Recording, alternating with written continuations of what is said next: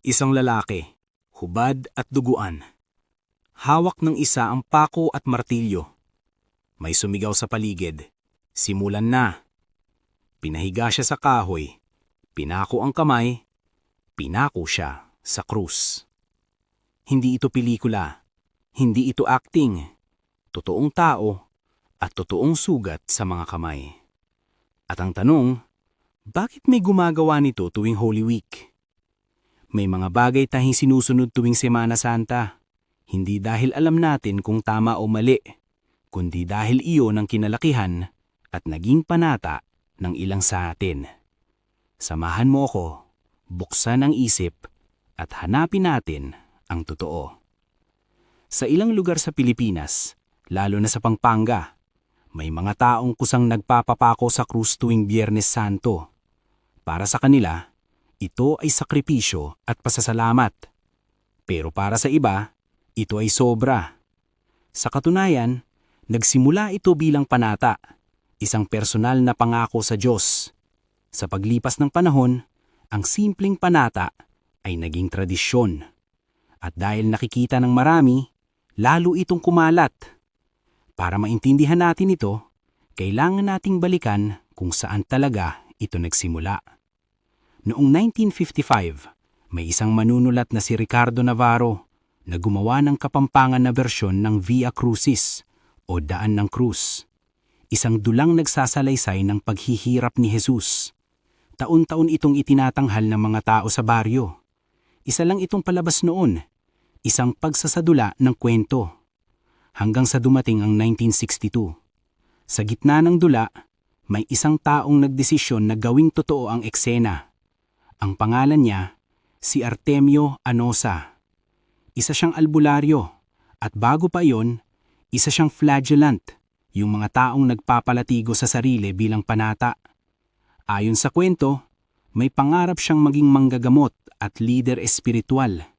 Kaya bilang sakripisyo, nagdesisyon siyang ipako ang sarili niya sa krus.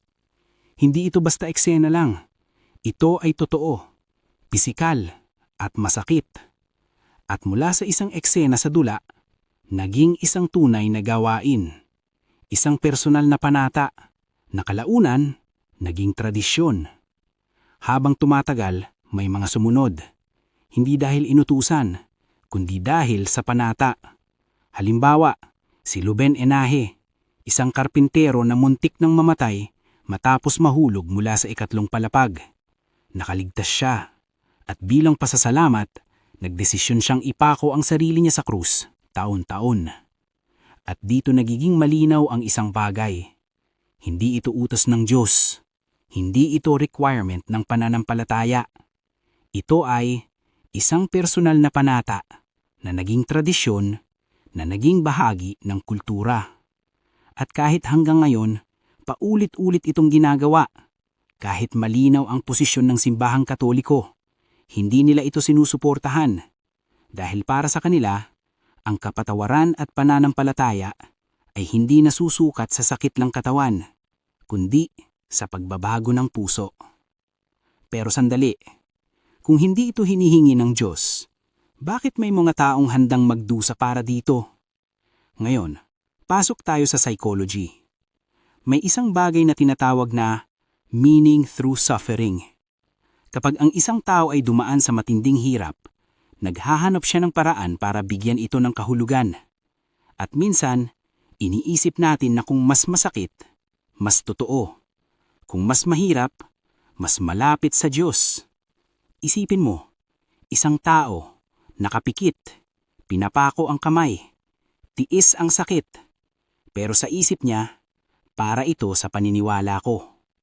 At sa sandaling iyon, ang sakit, nagiging simbolo ng paniniwala. Pero itong hindi napapansin ng karamihan. Paano kung hindi sakit ang hinahanap ng Diyos? Sinasabi sa Biblia sa Gospel of Matthew 22 verses 36 to 40, Guro, alin baga ang dakilang utos sa kautusan?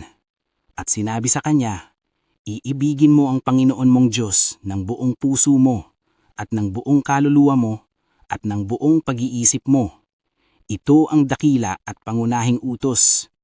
At ang pangalawang katulad ay ito, Iibigin mo ang iyong kapwa na gaya ng iyong sarili. Sa 2 utos na ito'y nauuwi ang buong kautusan at ang mga propeta. Kung iisipin mo, sa lahat ng pwedeng sabihin ng Diyos, hindi niya sinabi na, magdusa ka, pahirapan mo ang sarili mo, patunayan mo ang paniniwala mo sa sakit. Ang sinabi niya, matuto kang umibig. Umibig sa Diyos at umibig sa kapwa.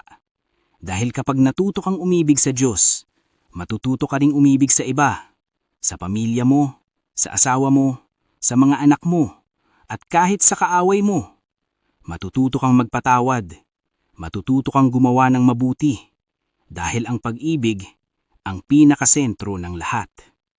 Kaya kung sinasaktan mo ang sarili mo para lang mapatunayan ang pananampalataya mo sa Diyos, tanungin mo ang sarili mo, inutos ba ito ng Diyos? O baka ito ay paniniwala lang na matagal nang naipasa sa atin? Kaya ngayon, tatanungin kita, kailangan mo pang saktan ng sarili mo para lang mapatunayan ang iyong pananampalataya sa Diyos? Minsan, mas daling magpakasakit sa harap ng tao kaysa magbago ng ugali kapag walang nakakakita. Mas daling magtiis ng sugat sa katawan kaysa magpatawad sa taong nakasakit sa iyo. Mas daling magpakita ng sakripisyo kaysa mamuhay araw-araw na may kabutihan. Pero kung iisipin mo, alin ang mas mahirap? Ang pagpapako sa krus o ang pagbabago ng puso? Dahil ang totoo, hindi lahat ng sakripisyo ay nakikita ng mata. May mga sakripisyong tahimik. Yung pinipili mong magpatawad kahit masakit. Yung pinipili mong magmahal kahit hindi ka mamahalin pabalik. Yung pinipili mong maging mabuti kahit walang nakakakita. At baka iyon ang tunay na hinahanap ng Diyos. Pero ito ang isang tanong. Bakit tuwing Semana Santa lang tayo nagiging banal? Bakit sa loob ng isang taon, 1 linggo lang tayong nagiging mabait? Paano naman ang natitirang 51 weeks? Dahil ang totoo, hindi ginawa ang pananampalataya para lang ipakita tuwing Holy Week. Ang tunay na pananampalataya ay araw-araw. Sinasabi sa Biblia sa Lucas 9 verse 23, kung ang sino man ay ibig sumunod sa akin, tanggihan niya ang kanyang sarili at pasanin ang kanyang krus araw-araw at sumunod sa akin. Pansinin mo, araw-araw. Hindi sinabing tuwing Semana Santa lang. At yung krus na sinasabi dito, hindi ito literal na krus. Ang krus na iyon ay ang pagsunod. Iyon ang tunay na krus. At ano ang laman ng krus na iyon? Sinasabi sa Galatians 6 verse 2, magtulong-tulong kayo sa pagdadala ng pasanin ng isa't isa, at sa gayon, natutupad ninyo ang kautusan ni Kristo. Ibig sabihin, ang krus na papasanin natin araw-araw ay hindi pako at kahoy, kundi ang kautusan ni Kristo. Kaya bago dumating ang susunod na Holy Week, tanungin mo ang sarili mo, handa ka bang pasanin ang krus? Hindi lang minsan sa isang taon, kundi araw-araw? Dahil ang tunay na tagasunod ni Kristo, hindi lang nakikita tuwing Holy Week, kundi sa bawat araw ng kanyang buhay siya nagpapakabanal. Kung umabot ka hanggang dito, ibig sabihin, hindi ka lang nakinig, nag-isip ka. Kaya i-like mo ang video na ito, i-share mo sa iba, at mag-subscribe ka dahil ang taong bukas ang isip, patuloy na naghahanap ng katotohanan. Ako si Feo, at ito ang Feo Tohanan.